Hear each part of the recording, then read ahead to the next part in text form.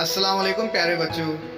आज हम उर्दू में कुछ नए अल्फाज पढ़ने जा रहे हैं। बड़ा ही मज़ेदार हुआ।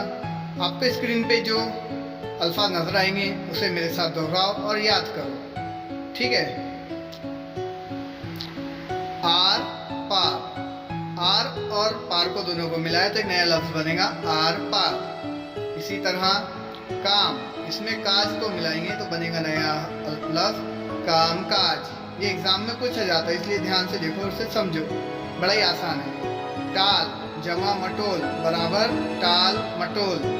टाल में मटोल मिलाए तो दोनों मिला के बना टाल मटोल, ठीक है। अगला देखें, आस जमा पास मिलाकर बना आस पास, है ना। आस जमा पास, आस पास। झट पट, झटपट, यानी पेपर पे आपको सिर्फ एक दिया जाएगा झट और उसके आगे आपको पट लगा के नया लफ्ज बनाना रहेगा झटपट। झूठ मूठ मिलाकर बना झूठ मूठ। तो इस तरह के बहुत सारे अल्फाज की जोड़ियां आप तैयार कर सकते हैं। वीडियो देखने के लिए शुक्रिया।